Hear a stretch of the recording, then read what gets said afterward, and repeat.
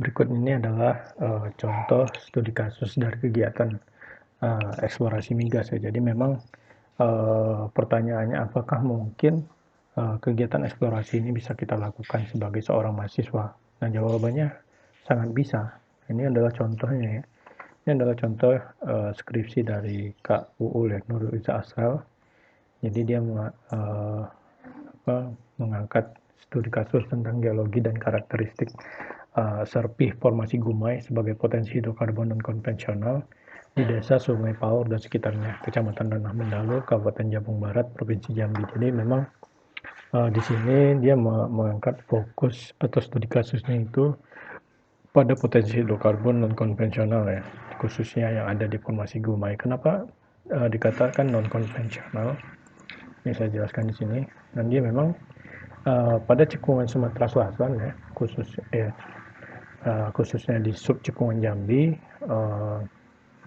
source rock atau kitchennya itu memang berasal dari formasi talang akar.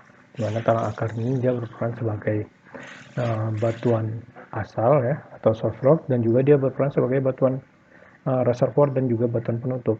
Jadi memang litologinya sangat kompleks di formasi talang akar ini. Jadi dia bisa berperan sebagai batuan sebagai sumber dan juga bisa berperan sebagai batuan reservoir. Nah, sedangkan formasi gumai dia berumur Miosen ya, Miosen awal sampai tengah, di mana kalau kita lihat secara regional, formasi gumai ini merupakan batuan penutup dari si formasi talang akar seperti itu ya, di mana dia didominasi oleh batuan lempung, serpih, dan juga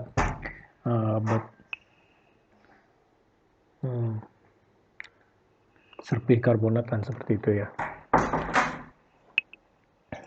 Nah, di sini mengapa dikatakan gumai ini sebagai formasi non konvensional, jadi batuan induk non konvensional, karena memang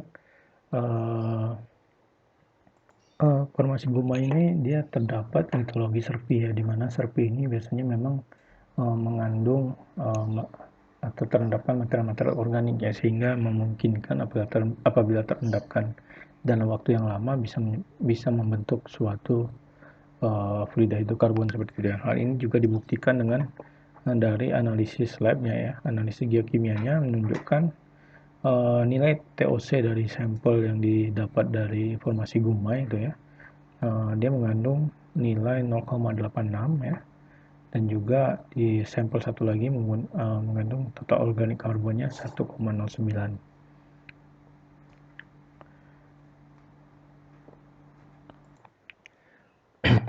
Di mana kalau kita mengacu pada Peter dan Kasai tahun 1994 dengan melihat persen dari berat TOC-nya, maka untuk sampel LP4 ini dengan kandungan TOC 0,86%, dia memiliki kekayaan material organik yang sedang ya. Sedangkan di sampel LP18 dengan kandungan TOC 1,09, dia mengandung kekayaan material organik yang baik. Nah, dari sini bisa kita simpulkan bahwa memang formasi gumai ini dia bisa menjadi batuan induk ya, serta menjadi potensi non konvensional untuk dikembangkan ya, seperti itu. Karena dari kandungan total organik karbonnya yang terkategori sedang sampai dengan baik seperti itu. Lalu next, itu tadi kita membahas dari sisi batuan induknya ya, atau batuan yang kaya akan material organiknya. Nah, di sini ini dari skripsinya Welly ya. Di sini dia membahas tentang karakteristik batu pasir formasi lahat ya, di daerah Bukit Bakar dan sekitarnya, Kecamatan Tebo Ilir, Kabupaten Tebo. Teman-teman bisa lihat di perpustakaan ya skripsinya. Jadi dari Welly ini dia melakukan bagaimana kualitas dari batuan reservoir yang ada di formasi lahat ya, di mana dasar dia mengatakan Formasi lahat ini adalah sebagai reservoir itu berdasarkan, jurnal dari penelitian sebelumnya, lalu dia melihat dari peta geologi atau peta topografi menunjukkan pada lokasi Kecamatan Tebo Ilir ini atau Kabupaten Tebo menunjukkan, adanya suatu antiklin seperti itu ya. Nah itulah, antiklinnya itu adalah si bukit bakarnya tadi. Nah nih, jadi memang dari, pemetaan lapangan menunjukkan memang adanya, kedudukan dari strike dip, dari dipnya ya, dipnya yang saling berlawanan ya, sehingga, memastikan kalau adalah lokasi ini adalah sebuah antiklin, seperti itu. Sehingga dari antiklin ini dilakukan mapping, ditemukan ada formasi lahat, dan di formasi lahat itu dilakukan, analisis dari karakteristik batuannya, sehingga didapatkan, untuk mengetahui nilai porositas dan nilai permeabilitasnya.